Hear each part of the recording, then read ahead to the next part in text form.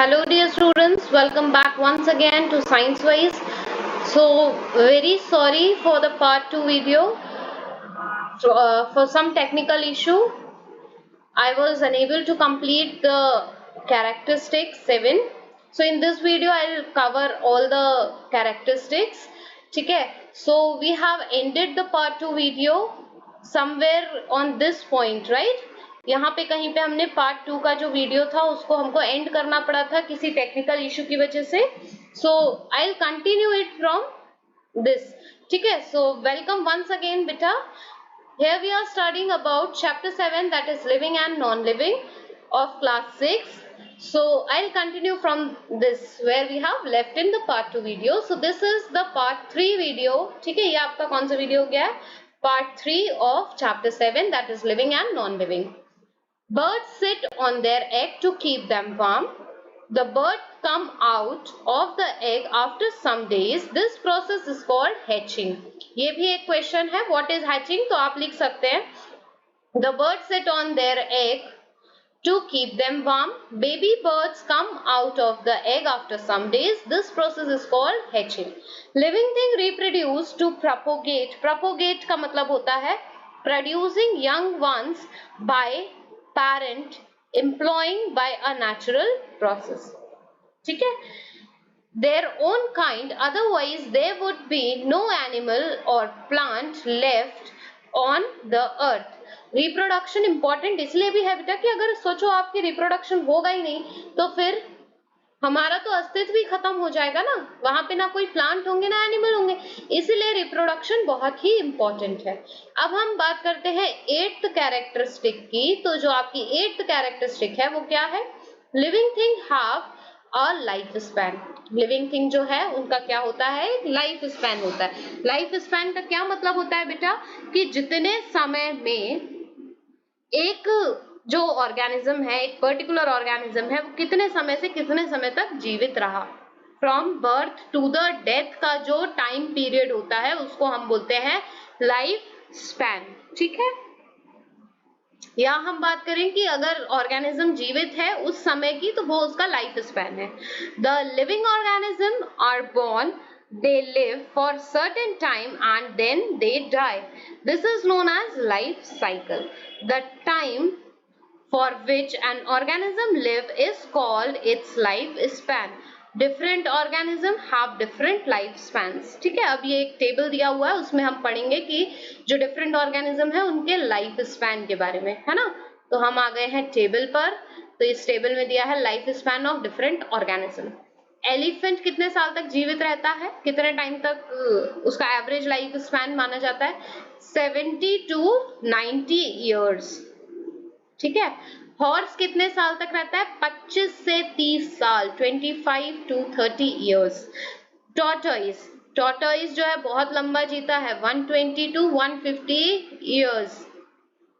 Human beings, एक normal as होती है ह्यूमन बींग की, वो होती है 60 से 80 years. ठीक है, ये एक एवरेज लाइफ स्पैन है ह्यूमन बींग्स का.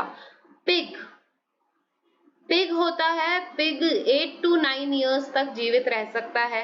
हाउस फ्लाइज जो है 1 to 4 months. ठीक है, बैक्टीरिया जो है 20 minutes. ठीक है, 20 minutes तक का ही लाइफ स्पैन होता है बैक्टीरिया का.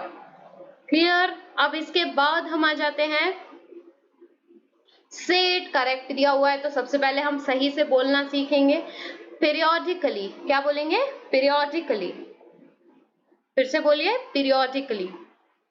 Living things excrete. Living things excrete. Excrete मतलब जो भी वेस्ट या हार्मफुल प्रोडक्ट है या जो भी टॉक्सिक प्रोडक्ट है आपकी बॉडी में, जो आपकी बॉडी के लिए बिल्कुल भी यूजफुल नहीं है, उसको रिमूव करने की जो प्रोसेस है हम उसको बोलेंगे एक्सक्रीशन.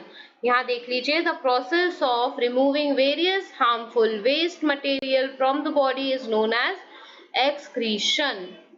ठीक है, अब ये एक्सक्रीशन जो है लिक्विड फॉर्म में भी हो सकता है, सॉलिड फॉर्म में भी हो सकता है, ठीक है, और गैसियस फॉर्म में भी हो सकता है. ठीक है, सॉलिड फॉर्म यानी कि जो आपका वेस्ट है, लिक्विड वेस्ट यानी कि यूरिन, और गैसियस वेस्ट यानी कि जो कार्बन डाइऑक्साइड है. ठीक है, sweat is also the waste. ठीक है, अब हम बात करते हैं plants also produce waste substance in the form of gum, latex and resin. These substances are removed from the plant in the form of secretions. इन प्रोडक्ट्स को जो प्लांट्स हैं वो सीक्रेट कर देते हैं। In this chapter we studied about some of the characteristics of living things. ठीक है, now we are going to learn about the difference between the living and the non living. ठीक है, अब हम क्या पढ़ने वाले हैं, difference between the living and non living. तो क्या क्या डिफरेंस होते हैं? पहला डिफरेंस है लिविंग और नॉन लिविंग में, वो ये है living things are made up of cells. ठीक है, लिविंग थिंग किसकी बनी हुई है? सेल्स की बनी हुई है।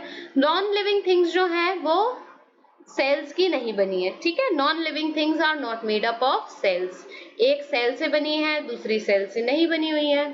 Living things eat, breathe, grow, respire and reproduce, whereas non living things they do not, ये सब कुछ कर सकते हैं but they do not eat, breathe, grow, respire and reproduce. Then third, living thing have fixed life span. living thing के पास क्या है? एक fixed life span है। non living thing do not have a life span, और living जो non living thing है उसके पास क्या नहीं है? they do not have a life span. Fourth, living thing respond to stimulus. Living things जो होती हैं वो स्टिमुलस को रिस्पॉन्स कर सकती हैं, लेकिन non living thing they do not respond to stimulus. Living things जो है जो नॉन लिविंग थिंग है वो स्टिमुलस को रिस्पॉन्स नहीं कर सकती। तो यहाँ पे आपका जो चैप्टर है ये फिनिश हो गया है। अगर आपको कोई डाउट है इस चैप्टर में तो आप अपने डाउट्स को कमेंट सेक्शन में पूछ सकते हैं। ठीक है बेटा, अब हम बात करते हैं तो इस चैप्टर में दिया हुआ है एक केस स्टडी जिसमें बताया गया है that living organism as a bio indicator. तो अगर आप बोलेंगे कि मैडम केस स्टडी भी एक्सप्लेन करिए तो मैं इसका पार्ट 4 वीडियो बना के इसकी केस स्टडी को भी एक्सप्लेन कर दूंगी, बट अभी मैं इसको एक्सप्लेन नहीं कर रही हूँ। So I am ending up with this chapter here only. If you have any doubt, your doubts are most welcome in comment section. Stay connected to ScienceWise. Thank you dear students.